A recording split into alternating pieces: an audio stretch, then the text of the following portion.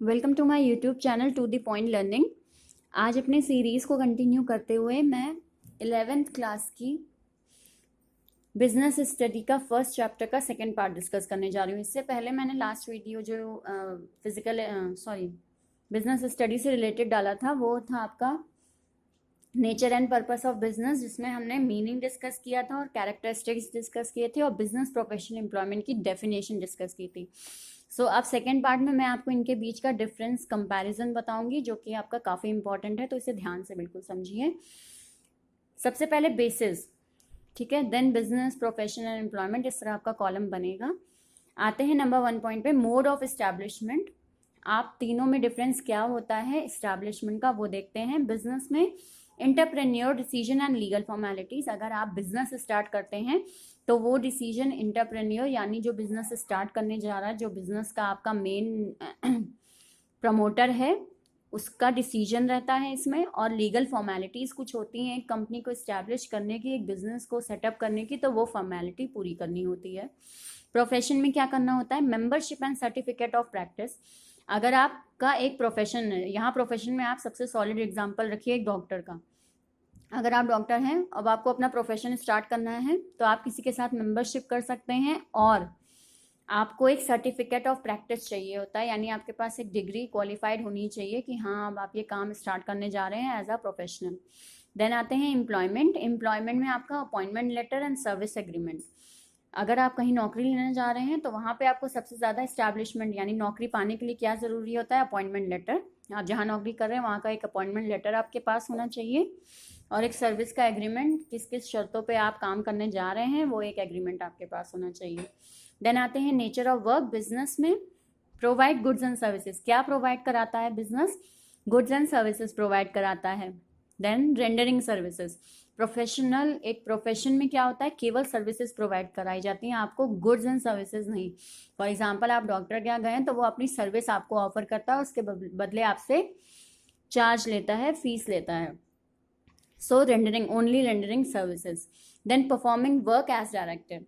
और एम्प्लॉयमेंट में क्या होता है, आपका एम्प्लॉयर आपसे जो काम कहता है वो आप करते हैं।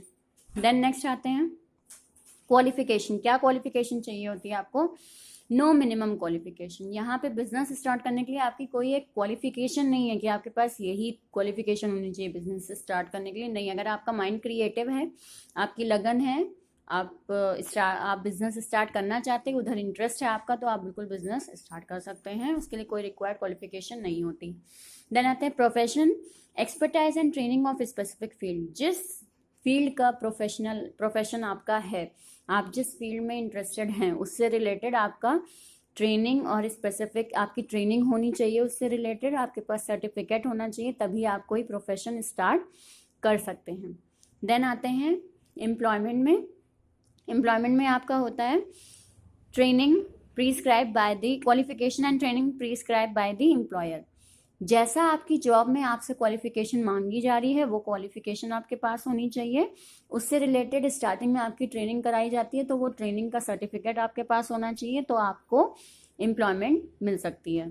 देन आते हैं 4th पॉइंट पे, जो कि है आपका रिवॉर्ड। यानी आपको ये तीनों चीज़ें जो आपके बिजनेस प्रोफेशनल एम्प्लॉयमेंट है, इनको करने से आपको रिवॉर्ड में क्या मिलता है, प्रॉफिट। ऑब्वियस, आप बिजनेस करते हैं तो आपको प्रॉफिट मिलता है, आप प्रोफेशन में हैं तो आपको फीस मिलती है, यानी अगर आप डॉक्टर हैं, लॉयर हैं, तो वो आप क्या लेता है, उसके बदले फीस लेता है।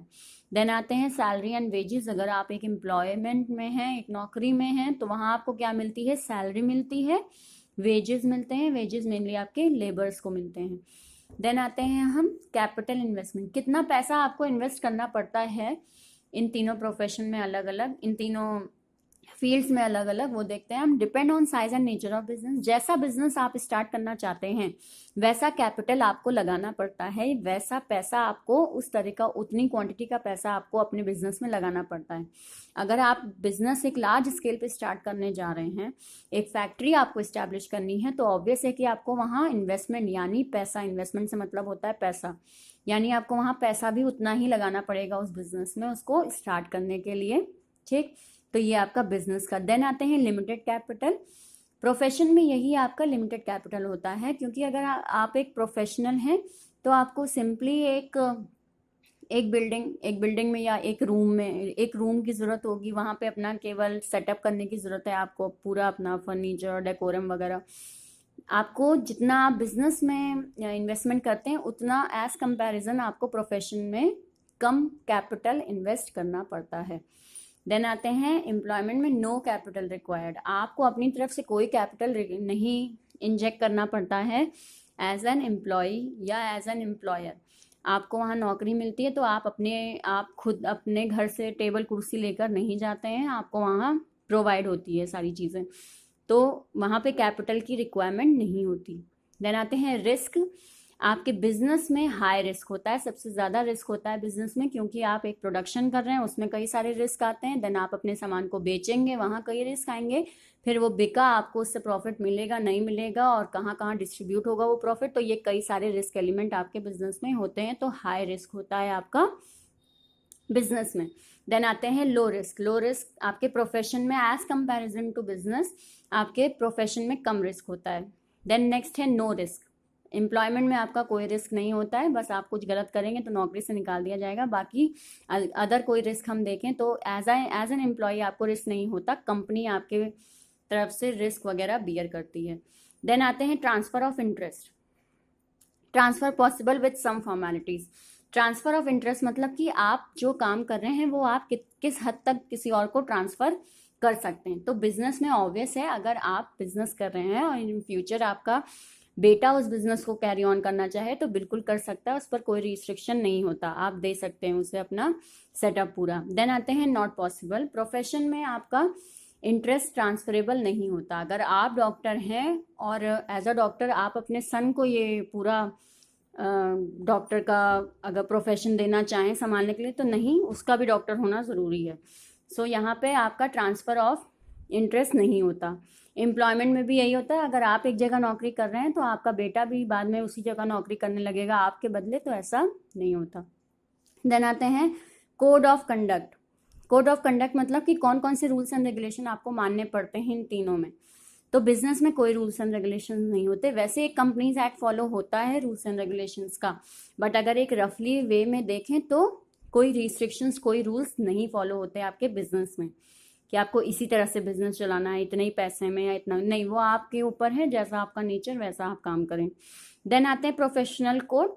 प्रोफेशनल कोड, अगर आप एक प्रोफेशनल की तरह आप काम करना चाहते हैं तो वहाँ पे उनका एक प्रोफेशनल कोड होता है, जैसे डॉक्टर्स का एक होता है रूल्स वगैरह, वो उनको फॉलो ही करने होते हैं, उनको वो ब्रेक नहीं कर सकते, तो वैसे ही आपका प्रोफेशनल कोड प्रोफेशन में होता है।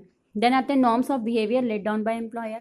एम्प्लॉयमेंट में आपको काम उसी आदमी के हिसाब से करना पड़ता है जो आपको नौकरी दी है, आपको अपने एम्प्लॉयर के अकॉर्डिंग ही काम करना पड़ेगा, आप अपनी मनमर्जी वहाँ नहीं चला सकते। सो ये आपका डिफरेंस हुआ टोटल 8 पॉइंट्स का। तो डिफरेंस को मैंने काफ़ी शॉर्टली में लिखा है, लेकिन आप इस तरह अपने एग्जाम्स में नहीं लिखिएगा, पूरा पूरा सेंटेंस लिखिएगा तो ज़्यादा अच्छा रहेगा। देन नेक्स्ट हम डिस्कस करते हैं objectives of business. Objectives of business देखते हैं क्या क्या बिजनेस अगर हम करते हैं तो उसमें क्या क्या उद्देश्य होता है बिजनेस का, वो देखते हैं। ठीक है, सबसे पहले आपका अर्निंग प्रॉफिट। ऑब्वियस है आप बिजनेस कर रहे हैं तो किस लिए कर रहे हैं, मेन मोटो क्या होता है, प्रॉफिट कमाने का। देन होता है मार्केट स्टैंडिंग। मार्केट स्टैंडिंग मतलब होता है कि आप जो भी बिजनेस कर रहे हैं, ऑब्वियस है कि आप जिस फील्ड में बिजनेस कर रहे हैं उस मार्केट में आप अपना नाम अच्छा सा चाहते हैं, यानी आपकी मार्केट में एक स्टैंडिंग हो, आपकी एक पोजीशन हो, तो ये मार्केट स्टैंडिंग की एक ऑब्जेक्टिव होता है। Then innovation. बिजनेस मतलब ही इनोवेशन होता है। अगर आप कोई नई थ्योरी, कोई नया टाइप का प्रोडक्ट नहीं ला रहे हैं मार्केट में तो आपके प्रोडक्ट को मार्केट में कोई नहीं पूछेगा। सो इनोवेशन एलिमेंट इन्वॉल्व होता है। देन प्रोडक्टिविटी, आप कुछ प्रोडक्टिव कर रहे हैं, यानी बिजनेस में मेनली आपका production of goods and services आता है ऑन रेगुलर बेसिस, हमने डेफिनेशंस में पढ़ा था। तो यानी आप क्या कर रहे हैं, प्रोडक्टिविटी का काम कर रहे हैं। फिजिकल एंड फाइनेंशियल रिसोर्सेज, आप क्या इन्वॉल्व करते हैं, फिजिकल और फाइनेंशियल रिसोर्सेज को इकट्ठा करते हैं, यानी मैन पावर। फिजिकल में आपका मैन पावर आ जाता है और फाइनेंशियल में आपकी रिसोर्सेज आ जाती हैं, जो इन्वेस्टमेंट वगैरह, जो पैसा आप इन्वेस्ट करते हैं बिजनेस स्टार्ट करने के लिए, तो ये दोनों चीज़ें होना आपका ज़रूरी है। देन सोशल रिस्पॉन्सिबिलिटी, अगर आप एक बिजनेसमैन हैं तो आपकी सोशल रिस्पॉन्सिबिलिटी भी बनती है कि आप अपने बायर्स को आप सोसाइटी में एक अच्छा प्रोडक्ट ही बेचेंगे। उसमें चीटिंग करके नहीं बेचेंगे सामान, या फिर प्रोडक्ट में मिलावट करके नहीं बेचेंगे। तो ये आपकी सोशल रिस्पॉन्सिबिलिटी बनती है।